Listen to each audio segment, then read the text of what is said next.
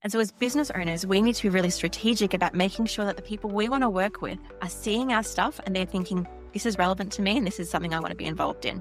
Otherwise, they're going to see us on social media or see us on a flyer or see us somewhere in the world and decide that we're not for them. Because at that first few seconds of glancing, their brain is deciding whether we're relevant or not. And so as a business owner, we need to be strategic and considered of making sure that when someone sees our business for the first time, they're like, this person is amazing. I need to work with them. I want them to be my dietitian. And if we do that really consistently, that's when we begin to not only just capture people's attention, but also build trust, build rapport, build a connection, build recognition with people.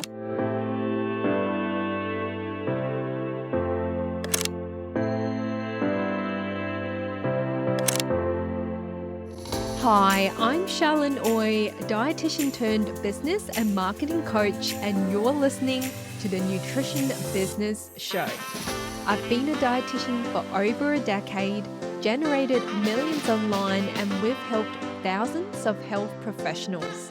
So if you're looking for a smarter way to grow your nutrition practice and create online programs to scale your business more sustainably, then you're in the right place. So let's dive in. Hello, Jacqui. Thank you so much for coming on to the Nutrition Business Show. It's such a pleasure to have you here today. Thank you so much for having me. I am very, very excited to be here and very, very excited for what we're going to be chatting about too. Yeah, amazing. I'm really excited to be digging into your creative brand and brain and chat about the things that can really help my audience, who are dietitians and nutritionists, improve their brand strategy and overall look of their business. So why don't we start off, if you don't mind, just introducing yourself to our audience? In essence, I am a graphic designer, and my jam and my love is teaching business owners how they can create their own incredible brand and graphics. Because I always found, like when I started my business 10 years ago, there was not many people DIYing things. But then over the last, probably about when I started, people were like, Canva, this, that, let's just do my own graphics. And so my business kind of transformed from doing designs for business owners, which I still do now with my studio team, more now to focusing on teaching business owners how to actually do a really great job with their graphics in a way that doesn't take any of the time, in a way that they feel really proud of. Because I find that when business owners don't feel proud of their graphics, they're far less likely to show up, and then in a way that also attracts their audience. So that's what I love doing now, is just helping business owners have those like little light bulb moments of, Canva, it can actually be enjoyable and this can actually grow my business rather than being something that I hate working on. Yeah, gosh, thank you for sharing that. And I have been looking at your Instagram page and totally crushing over your brand, because I think that your personality and what you stand for just conveys so well from the images that you've put out on social media. So I love that. And that's why I'm really excited to have you on the show. Could you share a little bit more about why design is an important skill for us as dietitians and nutritionists to have for business? Because I think, a lot of us as our listeners can relate. We studied science for so long, so our brains are really clinical and scientific. We're experts in helping people with their health, improving their fitness and all of that. But when it comes to running a business, it almost feels like you have to wear so many hats, and creating social media content and developing your brand strategy is one part of it. So how would you think that design is an important skill for them to have? Yeah, there's two sides of it. There's the importance of design, and then there's also the importance of being able to do it yourself well. And so design is so ridiculously important, because as human beings, we are being bombarded with things visually 24/7. We're seeing things all the time. And whether we're on social media, whether we're driving down the street and seeing billboards and signage and all of those things, as humans, we've gotten really good at deciding in a split second what's important to us, what's relevant to us, and what's not. And so as business owners, we need to be really strategic about making sure that the people we want to work with are seeing our stuff and they're thinking, this is relevant to me and this is something I want to be involved in. Otherwise, they're going to see us on social media or see us on a flyer or see us somewhere in the world and decide that we're not for them. Because at that first few seconds of glancing, their brain is deciding whether we're relevant or not. And so as a business owner, we need to be strategic and considered of making sure that when someone sees our business for the first time, they're like, this person is amazing. I need to work with them. I want them to be my dietitian. And if we do that really consistently, that's when we begin to not only just capture people's attention, but also build trust, build rapport, build a connection, build recognition with people. Often I get asked, Jacqui, how do you do a standout brand? Like how can I make my brand stand out? In essence, the way that you stand out is by creating a recognizable brand that people can connect with over and over again. It's about building that consistency piece of something that looks professional, but something that also people can see and they can think, I know for a fact that when people see my Instagram posts of purple, they're like, oh, what's Jacqui doing today? Like they just instantly connect purple with Jacqui. And so how can we do that for our own brands, for your brands, of building something that not just looks good at that first glance and captures our audience's attention, but also helps to build that trust, build that rapport, build that when they see our brand, they're like, oh, cool, this is a legit business who's going to actually legitimately help me, not some, I say this lightly because this is me, like some random person just sitting in their office trying to make a business. That's what most of us are, but we want to make sure we actually know what we're talking about. Because if you have a brand that looks just thrown together in Canva for 2 minutes, then what people are going to see when they see that brand is, oh, that's someone who's just starting out. I don't really want to work with them yet. They might not know everything yet. Even though you might be the best dietitian in the world, people don't know that because your brand doesn't represent that. And so we need to be really strategic about making sure that our branding presents how incredible we are, because that helps to build trust instantly with people. Because they're going to pay us. That's the dream, is that someone pays us money. And if we look like we're not going to be able to deliver the service or service well, people aren't going to want to pay us that money. And so there's that aspect of building that trust, building that ability to stand out, building that professionalism, building that consistency. And there's also this element of building that price point too. If you're like more of a premium service, then you need to look like a premium service. You can't just look like a $2 shop kind of vibes. It needs to be something that people want to pay that money for. It sets people's expectations up for what they're going to get when they work with you. There's a thousand other things I could speak to there. But in essence, that's the importance of design. And then this is importance of being able to do it ourselves, because I don't know about you, but I am in the throes of young parenthood kind of thing. I've got 2 littlies under 3 and under.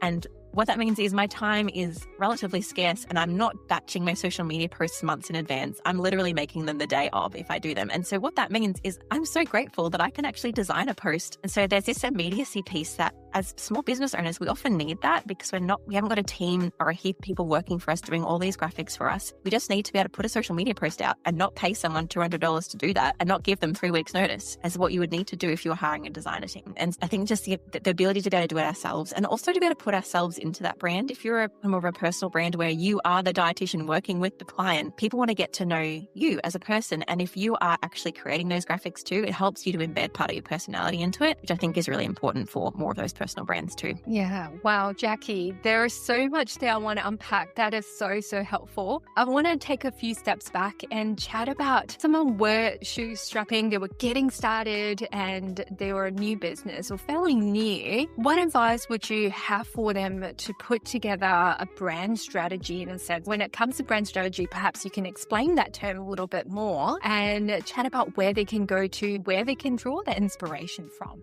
So many things go into making a brand, and I love speaking to this. So as we know from what I just shared, having a brand is really important. So particularly, obviously, my specialty is in visual branding. And so that's what people see of your business, whether it's your logo, but it's not just your logo. A lot of people stop at the logo. Like, I put all this effort into getting this incredible logo. And really, to be honest, I use my logo 1% of the time. The rest of my branding isn't in my logo. The rest of my branding is in my color palette and the colors that I use. It's in the fonts that I use. And then people often stop there. And then it's actually the whole vibe of the graphics in general. Like, I could have the exact same colors and fonts, but still create totally different vibes of graphics if I use different, what I call elements. So whether I use a plain simple line, or whether I use a really cute doodled flower, but those designs are going to look so different, have a very different vibe to them, depending on those elements that I choose. So a visual brand I like to think of as combined of your logo, your fonts, your colors, and your brand elements. It can also extend to your photos and anything else visual that you're using for your business. Obviously, having incredible photos helps your design process immensely, but those are some of the main things. And so to actually start by thinking about how the heck am I going to make a brand? How can I think of a brand? How can I design a brand from scratch by myself? Like, we often, so many business owners are doing this. They're jumping into Canva and they're creating their own brand. And I'm a designer that believes that you can do this. You can create a professional looking brand yourself in programs like Canva, more or less for free. But the things you got to think about is making sure you set that really great foundation. So the way that I teach my students to think about this is what I call the WOW brand model. And the WOW brand model is, if you picture a Venn diagram, there are 3 circles to it. And each circle stands for a different letter of WOW. So W-O-W. The first W is for your who. This is something that people usually think about when they're creating a business, is who is your target audience? Who do you want to work with? Because visually, you cannot attract everyone. The only way you can attract everyone is actually you can't. Even if you did like my first brand, I was so petrified of deterring anyone. I did white and grey. That was my brand colours. I was a white background with grey text. And I was just like, I want to work with anyone and please just work with me. I'm so terrified of deterring anyone. And if you see my brand now, it is not that. I've found my courage, and I really like the amount of people that say, Jacqui, I'm working with you because I connected with your brand is incredible. And I get that that's just not for designers as well. Like so many of my students say that they've gotten clients working with them because they've connected to their brand. And so don't just think to yourself, I'm just going to attract everyone. It's fine, like whatever. The more that you niche down, the more that you attract the right people that you actually love working with and that love working with you and get results. Thinking about who is my target audience, who do I want to work with and what they like. You can imagine that a 5-year-old is going to like vastly different design styles than a 40-year-old male CEO, and thinking through what kind of designs and styles does my target audience like. So that's the first circle of the Venn diagram, the WOW model. The next circle is your originality for O. Your originality comes back to that piece of who are you? What do you love? Because if you're a personal brand, you're that main person working with the clients. You're wanting your brand to represent parts of you. Because say, for example, when I had that grey brand, it wasn't representative of me. I'm quite a not serious, fun, relaxed kind of person. I don't take things like in business especially too seriously. Let's do my best and have fun in the process. And if you look at my brand, hopefully you get that vibe. You don't think that I'm going to be, hi, my name is Jacqui and I am really boring. And that's your black and white, isn't that all great? Exactly. And so I've made sure that my brand represents me, because to some extent, when people work with your business, they're working with you. And if I was to have that really black and white brand, there's nothing wrong with that. And there's nothing wrong with talking the way I just spoke, but it's not me. And so I'm pre-qualifying my audience to understand what it's like to work with me. So they get excited by that. And it makes sense. It's like this cohesive journey from seeing my brand to working with me. It all clicks. And it also makes me want to show up more, because if I had that black and white brand, I wouldn't feel like me in it as I show up. And I love purple. That's one of the reasons I chose purple. But it's not the only reason I chose purple, and that's why we need that full Venn diagram. So that third circle in the WOW brand model for the W, for the final W, is your why. This is my favorite one, because this is really thinking about what do you want people to feel when they work with you? What's that experience like, and how can we show that visually? A classic example I give is a day spa. You would think of a day spa, you would think relaxing and calming and soothing. So you usually think like soft blues and soft greens. Yay. But imagine if a day spa had floral yellow and bright red as their color palette. Yeah, you'd think of a nightclub or a gym or a fast food place, anything other than a day spa, because they've chosen those colors because it represents how people want to feel when they work with them. And so for your businesses, how do you want people to feel when they work with you? Do you want them to feel supported? Do you want them to feel inspired? Do you want them to feel motivated? Do you want them to feel like, think those words through? And oftentimes you're a human. You'll be able to think of, actually, people talk about color psychology, but it's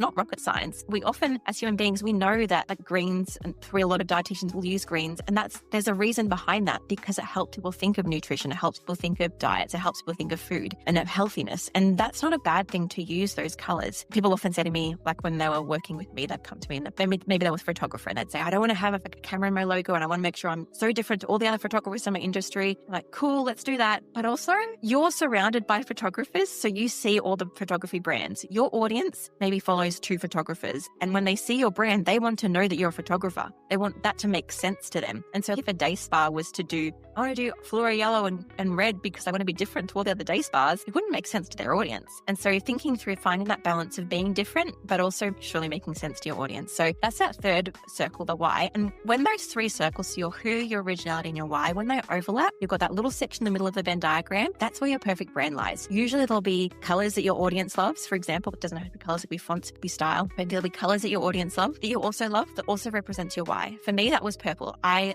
love purple. My target audience is mostly female entrepreneurs, and a lot of them love purple. And also purple can be, especially the tone of purple that I've chosen, can be quite a fun and playful kind of color.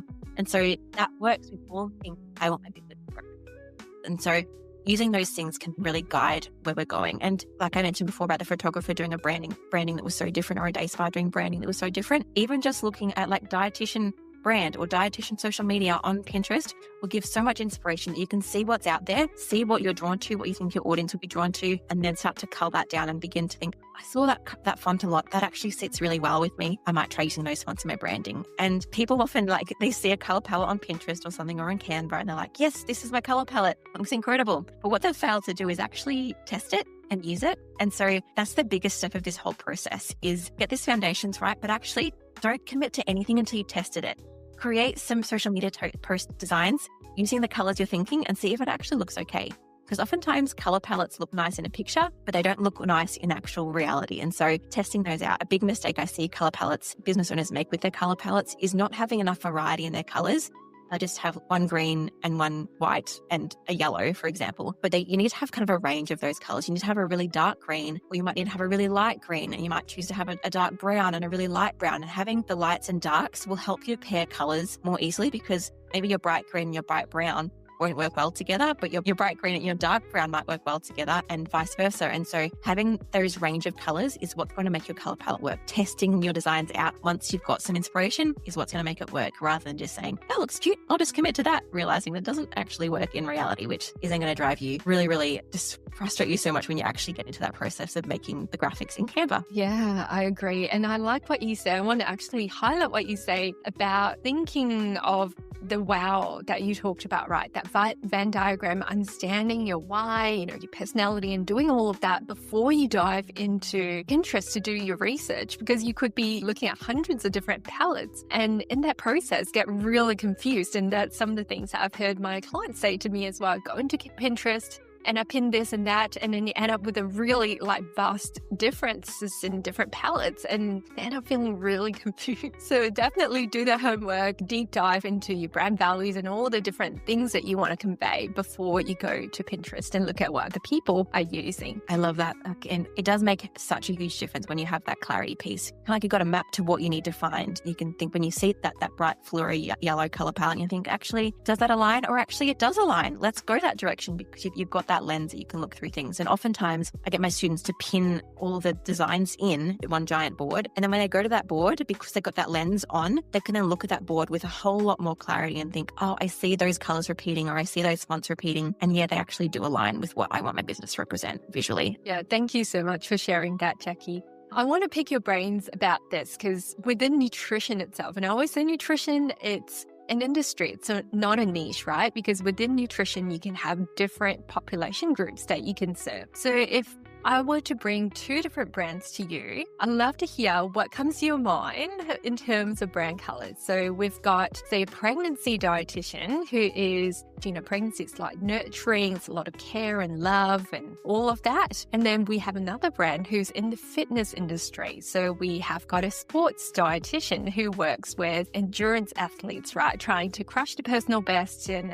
do really well for that next marathon. So two very different brands. Love to hear what comes to your mind first up when we're thinking about the pregnancy dietitian's brand. They're really great contrasting brands. I was like, what if she gets me ones that are really close together? These are good. And so, yeah, as you say, you are listing off those words of it wants to feel nurturing and wants to feel calming and love. And so those words feel totally different than energetic and motivating. And so you can honestly choose any color, but what the point is, what tone of that color is it? And so you wouldn't do fluoro colors. You wouldn't do really brightly saturated colors. You do more calming pastel kind of colors. And that's what's probably going to be more attract a pregnant woman, because that's the kind of the vibe. They're in the nesting, they're in the cocooning kind of phase. And so that's going to help them to connect with that brand. And also it connects with other brands in that kind of sphere, like a doula or a midwife or a masseuse. Anyone in that niche is going to choose soft calming palettes. And that means that when a mum sees your brand, mum to be, they're going to think, that's what I want. That I can tell that person works with my kind of person. Because we want people to feel like pre-qualified, that they're the right fit for you as much as you're the right fit for them.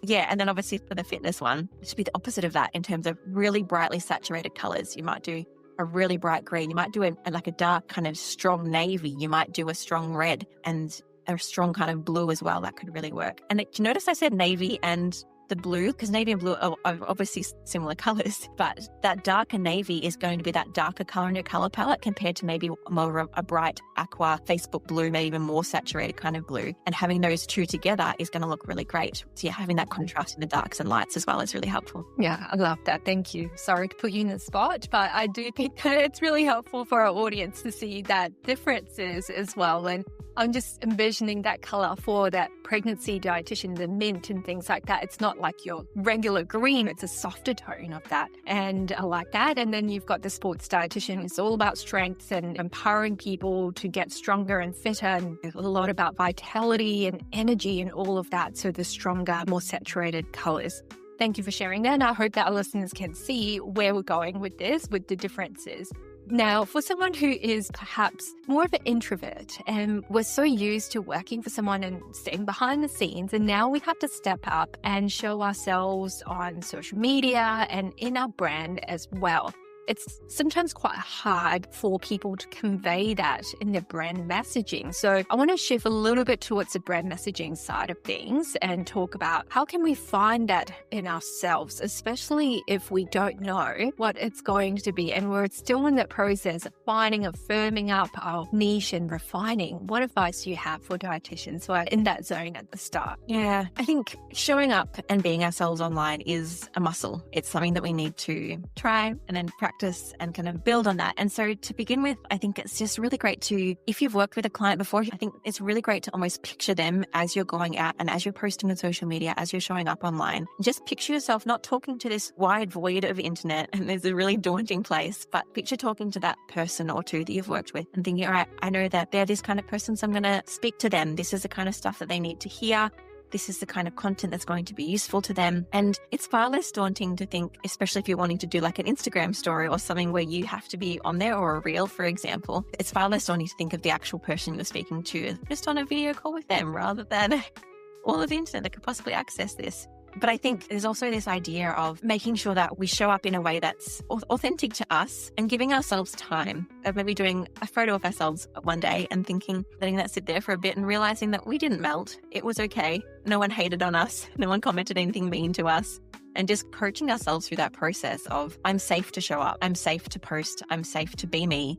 Because as business owners and as that personal brand, people are looking to work with us. They're not looking for perfection. They're not looking for perfectly curated things. Like perfectly curated Instagram grids are deteriorating. People are less drawn to those, and they're more drawn to things that look professional, but things that are real, but especially on things like Instagram stories. I think the perfect grid is a sideline. Is something that's got a mix of curatedly designed posts that are really on brand and also more real reels and things like that I feel more off the cuff and relatable. And so going back to actually sharing. And so I guess sharing, putting yourself out there and knowing that's going to draw in the people that want to work with you. A regular human, I'm not looking for a perfectly curated dietitian to work with. I'm looking for someone that I connect with. And people are going to be connecting with us far more easily if we show up as ourselves as well. If we share a picture of what we look like, so that when someone jumps on a call with us for the first time or works with us for the first time, that it's not the first time they're ever seeing us. They're like, I already feel like I know you a little bit from working with you or from seeing your Instagram or from seeing whatever you're posting, wherever you're showing up. And so I think just pushing ourselves through this idea that I can show up as me, I'm safe to show up as me. And that's what's going to help my business grow the best, is letting people see me because they need to work with me. They need to be able to trust me. And I spoke about building trust through design earlier, and being there visually online as well is going to really help with that. I feel like I can go a different edge with this as well. So let me know if we'd ask another question.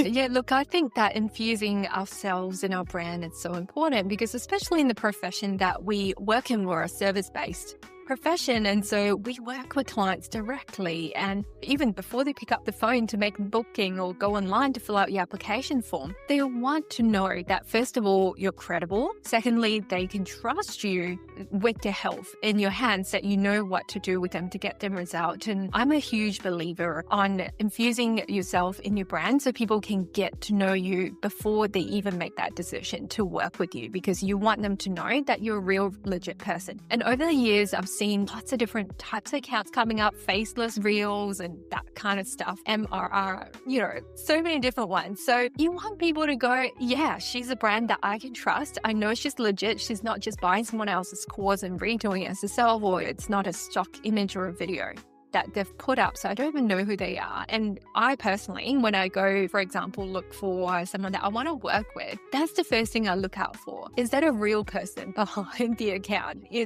could be AI these days. It could be anything. Exactly. The other day, actually, I was looking and I sent it to my husband. I said, look at this person. It sounds like it's an AI talking, right? It's not even a real human. It's an AI created video. And although I strongly believe that the future is AI and how much AI can help, but I think that piece of real humanness is what people still seek out, isn't it? Yeah, they really do. And I think that's a big differentiator in a big way. If you can get your courage hat on and step out as you don't have to be like anyone else, you can just be you, then that is going to really help you to connect with the right people. And sometimes I think, I should be more put together. I should wear fake nails and I should do this and I should get my eyelashes done. I'm just not that gal. Like, I like to dress up, but not like to that extent. And I sometimes feel like as an entrepreneur, I should be doing all these things. But at the same time, I'm attracting people that are like me. And they're like, each of us attract every every single sort of person is wonderful, and they're going to attract the kind of people that are wonderful to work with them. You don't have to be like someone else. You can be like you, and you're going to find people that want to work with you. I think that's just really important to remember sometimes when we feel like we're just comparing ourselves, that I'm not as curated as this person, or my hair isn't as good as this person, or whatever it is, especially when you're showing up online. It doesn't have to be like anyone else's. It just needs to be like you, because we're just going to attract those people that want us, not the other sort of person. Yeah. And if it's not you, people can tell, because when they talk to you, they're going to go, oh, who's this person? This seems different. Yeah. And look, I think that being put together, there is a difference between that and being neat and tidy, because we want to come across as being professional in a way that we know what we are saying and doing, and that's through sharing your knowledge and all of that. So yeah, there's a difference between that, being neat and tidy, versus showing up like just having wrinkled clothes and you look all over the place.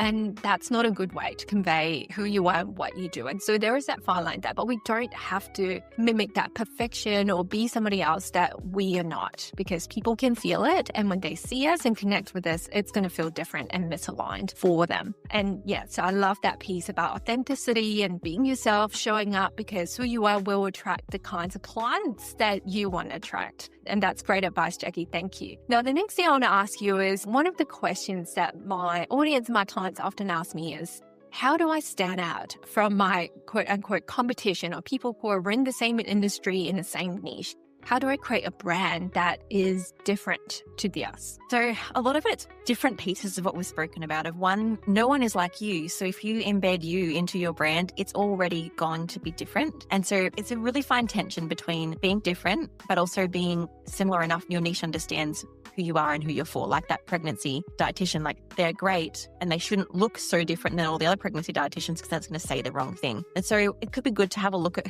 what other people are out there doing a similar thing to you, to make sure that if you're a pregnancy dietitian, we'll just go down this road. If you have the options of going for a soft purple or a soft pink or a soft mint, and there's already a soft purple and a soft mint out there in your direct competition, then maybe do the soft purple route and find something a little bit different there. But at the same time, again, as long as what you're doing is still aligned with you and your audience and your wow, then doing something slightly different to your competitors is really helpful. So even just choosing a slightly different color variation, but also a lot of it's around the way that you do your designs as well. If someone's doing a really minimal kind of just lines and just clean font kind of vibe, can you do something different? Can you do something that's a little more playful? Can you do something that uses color and shape differently? Because that's going to also look different. And so the only reason I recommend looking at competitors, if you're trying to be different than them, is to see what they're doing to make sure that you avoid that. And then to do your rest of your research, like we talked about at the start, separately, because you'll probably come to a different conclusion naturally anyway. It's just a matter of making sure you don't accidentally go there. And so doing that, and then not getting caught up that I need to be totally vastly different, because then you're going to end up like that day spa that just doesn't look like a day spa with those fluoro colors. And so the standoutness really does come from the consistency of having that professional brand that you use over and over again, because that consistency is what's going to help you to get recognizable. It's what's going to help you to build trust. So by consistency, what I mean is that when you choose your brand colors, when you choose your fonts, when you choose your brand vibe, you use that over and over again for years. Like you're not just changing and picking the next fun Canva template you see. You're not just changing your brand color because you got sick of it yesterday. Like you're sticking with that over and over again. And that's what's going to set you apart. That's what's going to help people to recognize you. Even if your branding isn't like worlds apart from others, that consistency is what's going to help you build that connection with people. It's also going to make your designing so much faster, because you don't need to redecide on colors or fonts over and over again. So many business owners that I speak to, they get this shiny syndrome or this bored vibe about their brand, and they see the next fun thing and they want to try that. That's when they're going to deteriorate your brand credibility rather than build that up. And so try not to reinvent the wheel. Know what's there, avoid it exactly. And just remember that for me, when I was pregnant with my son recently, if I was looking for a pregnancy dietitian, I'm not usually looking at 15 different people and trying to work out who's going to be best.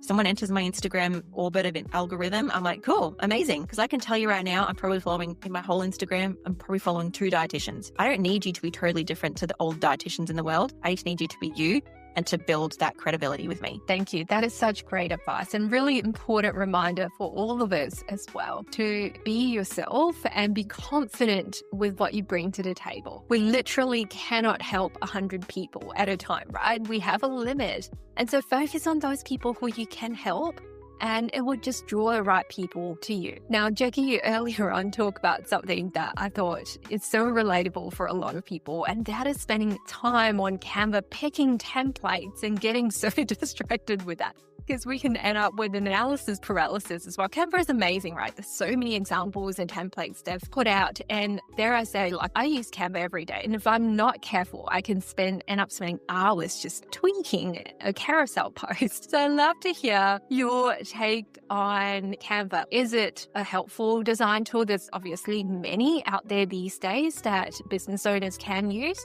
And if we were to use Canva, what are some of the things that we need to consider? Yeah. So I'm definitely on the Canva train of that's my favorite free design tool, or cheapish, or I guess I call it amateur design tool. Anyone can use it and it's relatively user-friendly. So people like to say, oh, I'm just tweaking this design to make it perfect. But honestly, usually people are actually just avoiding some more harder work in the business. They're avoiding maybe actually putting the post on social media. They're avoiding sending a hard email, maybe contacting someone. Like, there's hard jobs in business that are less fun than being on Canva, as much as people say, I don't like doing. It's usually easier and funner than doing some of the other things we need to do in our business as people that wear many hats. And so firstly, acknowledge, am I putting off something else? Am I putting off actually sharing this social media post, or am I putting off something else that I'm not wanting to do in a business? I had a client work with me once, and it took her about a year to apply. I think she was someone who needed to get like government approval to get GP referrals or something. And there was this really long, convoluted form she did not want to do. And so for ages, for over a year, she was like refining her social media posts and her brand. And I was like, girl, this is great. What you've got is incredible. Go do the hard things so you can go get the business actually grow, because design is wildly important, but tweaking that social media post for an extra 5 minutes is not going to be the difference between your business succeeding and not. So what you need to do is have that clarity that we spoke about at the start, have the clarity on who you're working with, build that brand up so that you have the colors to refer to, the fonts to refer to, the vibe to refer to, the elements to refer to, and then it becomes so quick, especially when you are clear on what you're posting. So if you're just jumping onto Canva with no idea of what social media post you're going to post, that's going to take you forever. But if you sit for 2 minutes before you actually open Canva and think, all right, today I'm going to do a checklist post to help people think through some things they might want to think through when they're choosing some sort of food to eat, whatever, then if you have that clarity first, that's going to help you to then go into Canva and be really strategic. You're going to go to the templates, you're going to type in checklist, and it's going to come up with a template, a checklist post. You're going to apply that to your design. You're going to change the colors. You're going to change the fonts. You're going to insert your text. You're going to save it and share it. It's done. Rather than wondering about like, oh, what colors am I going to use today? Or what kind of template am I going to use? You've made all those decisions before you even get into Canva. And then Canva is just a tool that's helping you to put those things into practice rather than helping you spending an hour or two refining and tweaking. And so that side of things, and there's also learning design principles. This is a huge thing I love to teach around. You can have a great brand, but if you don't actually know how to use design strategically, it's going to fall flat. If you use those fonts wrong, it's going to look rubbish. Or if you don't know how to communicate through design, it's not going to communicate. Just a few key design principles I love to teach around things like hierarchy. So using different font sizes and different colors to create what I call a visual journey. So your audience, when they look at your social media post, something stands out to them, like free masterclass. I wouldn't call it free masterclass, but something else that captures their attention. And then the next piece of text is a lot smaller because you've used the big text to capture their attention. You're taking them on a visual journey to the next layer of text, maybe down to the book now text, which is going to be the smallest text. So if you have book now, people are going to be like, what am I booking? You need to take them on that visual journey first. And so using things like hierarchy, using things like making sure design is balanced, making sure your design has white space and margin and clean, making sure that you use professional looking imagery. There's just lots of things that are layered together that make a great design. And once you educate yourself on these design principles like hierarchy, balance, contrast, it's going to make your design so much easier to do. Because I put up a post recently that I did a YouTube tutorial where I took one of my students' designs and I fixed it for them, and I recorded myself doing that, just stepping through like, this person had a wonderful brand. She had great colors, great fonts, great imagery. But when she actually did the design, there was a few things falling short because she hadn't quite thought through the hierarchy and she hadn't quite thought through the margin. And just me fixing a couple of those things made the design suddenly work. And so if you're ever looking at your designs thinking, this just doesn't look right, chances are you might be missing just that key design principle that's going to pull everything together. Now, Jacqui, as you were talking about the hierarchy and all of that, I started thinking about carousel posts. My mind's starting about where you were talking about the journey and how you take someone through.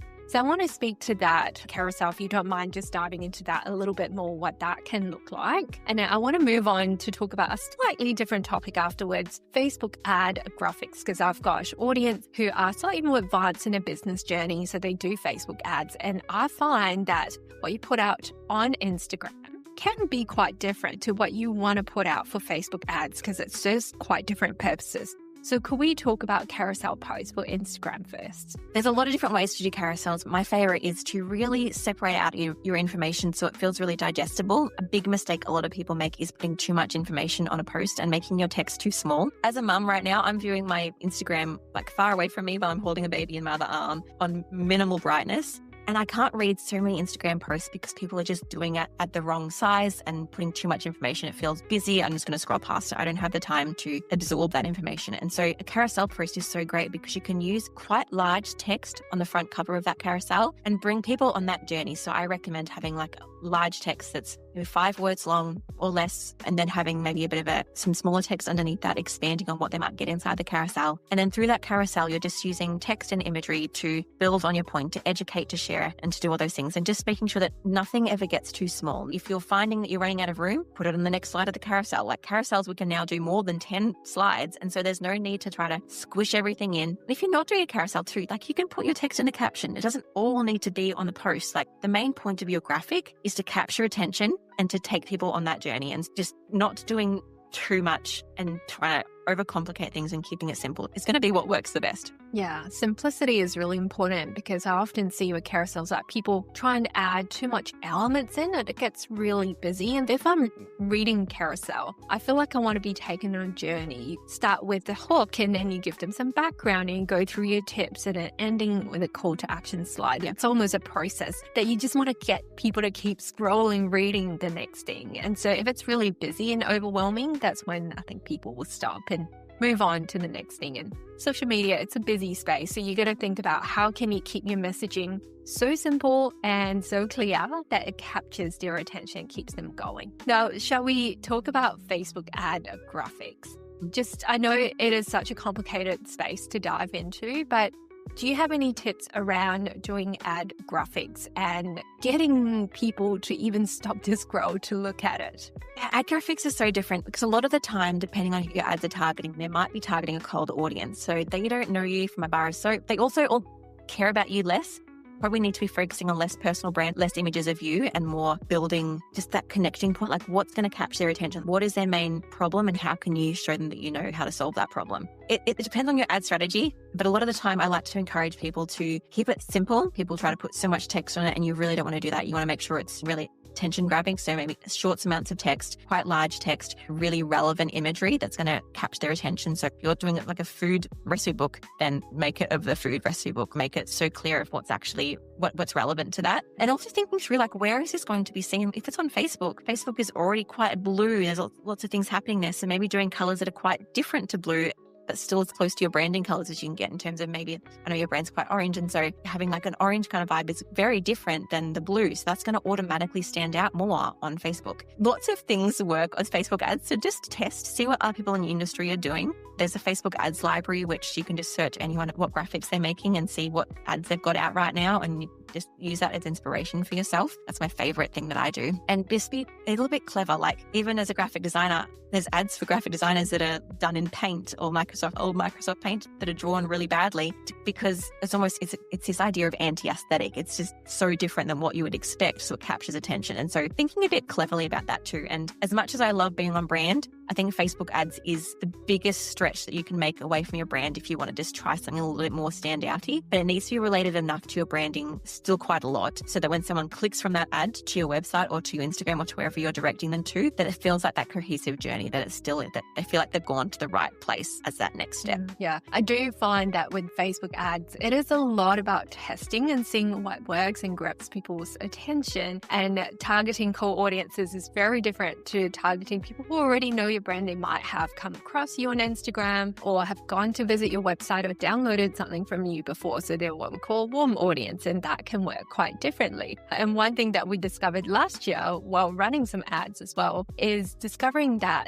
I need to change up my call to action colors because we were testing some imagery, and the ones with the orange or the pink, the darker pink that I have, wasn't working as well compared to a call to action button on the graphic that's red. And red is not really usually my brand colors, but in some of my branding photos, I've worn red pants to contrast with the white top that I'm wearing. So I just played with that and found that worked much better. And so we've been using that, even though it's not a brand color. And sometimes I still think about it and go, have I done something wrong there? But hey, that's what the audience is responding to. So we're going to listen to our audience. Exactly. And if it's still featuring the rest of your branding, like if it's still featuring some of your fonts or pictures of yourself or pictures that are relevant, like main point with our brand, especially in this perspective, is just to make sure that people feels like the journey. They're just not feeling like it's disconnected. It's, there's red on this one button, but it's not red on our website. People aren't going to turn away from that. But if your website was like fully black and white and really modern and minimal, but your graphic was like rainbow colors, that's going to confuse people. So just keeping that journey as cohesive as possible while still being strategic with your testing. I love that. Now, the next thing I want to chat about, Jacqui, is for someone who's been further along in their business and they feel like they've been pulling things together, but now want to step it up and get more cohesive and start to really get someone who's a designer to fine tune things. What should be some of the things that they want to look out for when hiring a graphic designer?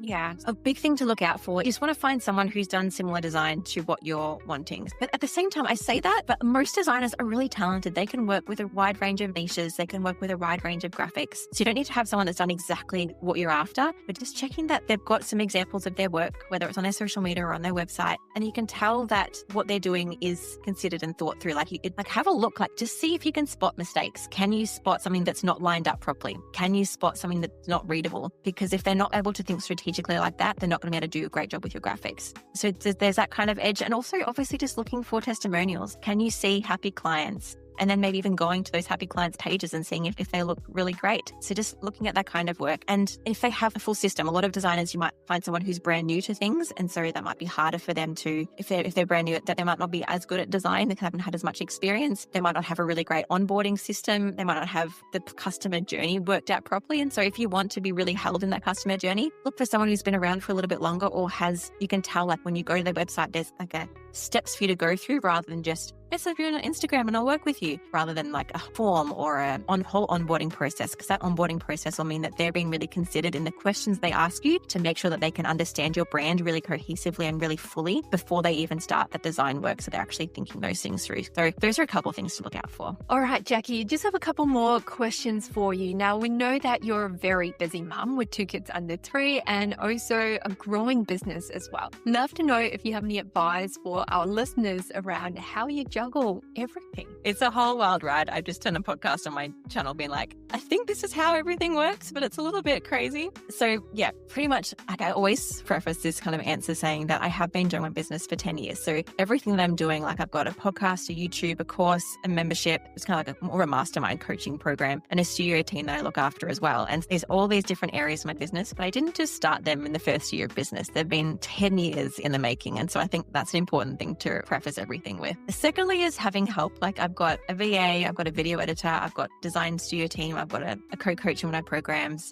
In this stage of life, when I've literally, my life looks like I work on Tuesdays when my parents look after my daughter and I look after my son with some help from someone. And then up beyond that, I'm just working in nap times and mostly in the evenings. They're my jam. I work from 7 p.m. till 10 p.m. most nights. And because that's the only time I can do anything. And I guess it's just about taking the moments that I have. I'm okay at using programs. Like I use Asana as like my project management system, which means that there is to-do lists and to-dos always there waiting for me, which means that when I get a pocket of time for 10 minutes, I just look at my Asana and think, oh, this is the next thing I need to work on. I think that's really helpful to switch between mum mode and business mode as quickly as I can. Beyond that, it's just making sure that whatever I choose to work on in my business at a time is just what's going to support this season of my life. Like one of the reasons I started my design coaching program was because that's going to be something that supports me in this season. I can't do lots of one-on-one work right now. I can't even do coaching one-on-one with business owners, but I can do group coaching. And that is honestly proven to be even more helpful for business owners because I give them a longer period of time to learn from me and they get to learn from each other as well. And so not only is that more helpful for them, it's actually much more suits my lifestyle. And so I just need to keep re-asking myself, Jacqui, do you need to be doing that thing or can you change it to actually suit this season of life and business more. And so it's really just about constantly asking myself that question of, if something's starting to feel really stressful and hard, can I outsource it? Can I tweak the way that I'm doing it? Can I stop it? And those are the ways that I look at things like that. I think that we all are in different stages of life and we can't manage everything, right? So it's really figuring out what you want to prioritize for this season of your life, knowing that the season will pass and the next one will come and things will look different. At least right now, it's okay that you're not doing everything. It's okay that you're not posting 7 times a week, because there will come a stage of life when they will go to school and you have more time back on your hands to do other things. So that's great advice. Thank you. And last question, Jacqui, if you were to go back to tell yourself, go back in the time machine, Jacqui, year number 1 in business, what would be the biggest thing you would say to yourself, knowing that the journey ahead isn't always straight? There's going to be ups and downs. What would you say to yourself? 2 things come to mind. One is that just to remind myself that business is such a mindset journey. It's not just a business strategy journey, which I love. It's a mindset. It's like working out, like when I mentioned before, around putting stuff off in your business because you're doing a Canva post, like that's around mindset. We're not going to grow our business if we're not going to put ourselves out there with this certain thing or send that hard email or make that hard decision. Things are going to get hard and we need to coach ourselves through that. Or I have a coach that helps me push myself through that as well, because I can't do it alone all the time. And so there's that kind of thing. And then also, I mentioned this at the start too, of how I was terrified of deterring anyone and I didn't know who my niche was. And I think it's okay at the start to find your way with your niche. I think that's one of the reasons I love teaching people to DIY their brand, because there's usually a phase at the start where you are just feeling around trying to work out what kind of people you want to work with, and being able to DIY your brand means that you can have that flexibility to just evolve it slowly over time and then commit to something. Because the amount of times as a designer that I worked with a client who was starting their business and they'd say, Jacqui, this is my brand, this is who I'm going to work with, this. I'm like, amazing, here's your brand. 6 months later, they needed to change it and pay me all over again to do that because they got more clarity on their niche. And so that was a sub point. But for me, telling myself that one, it's okay to not work with everyone, be a little bit bolder in drawing in those right people, because that's going to make you enjoy work a lot more. Like I think back now at the clients I had at the start when I was just accepting anyone and everyone. And while I could help them to some extent, I wasn't doing my best work. They weren't getting the best work because I wasn't the perfect designer for them. And I wasn't enjoying the work with them because we didn't click at all as people. And so just telling myself to be bolder in that, I think is also would be useful. And that confidence will come as you grow your business and get to know yourself more as well. And your brand will become more solid from the outer since someone viewing in. So yeah, thank you for that advice. Jacqui, this has been such an insightful conversation. I'm sure our listeners, hopefully you guys have taken lots of notes, because there are so many gems, so many helpful advice that Jacqui has. Whether you're someone at the early stage DIYing your brand, or you are further along in business and you need help refining your brand and getting things to pull together better, I hope that you've learned something from here. Now, Jacqui, how can our listeners connect with you if they want to learn more about branding and design? So the best place to find me is on Instagram. You'll see all of my different offers. You'll see my YouTube videos. You hear about my podcast, all on there. So my handle is White Deer GD. So the color white, the animal deer, and a G and a D. You find me there. And I've got things like a DIY course if you're feeling like you just want to learn how to do things yourself. And there's also things like my coaching program, where if you're in that later stage of business and you're looking to really refine things, you don't want to just hand it over to a designer, but you want a designer's help. That's where that kind of program comes in handy. But a great place to go as well is whitedeer.com.au/hangout. And there is like a little free training on there that you might like, especially if you're doing those early stages of your branding. It'll step you through that WOW model properly and it'll help you, give you some really great Canva tips. That will all be there on that whitedeer.com.au/hangout. Wonderful. Great. Thank you so much, Jacqui, once again. And thank you for our listeners for tuning in. I'll see you guys back here next week. Take care.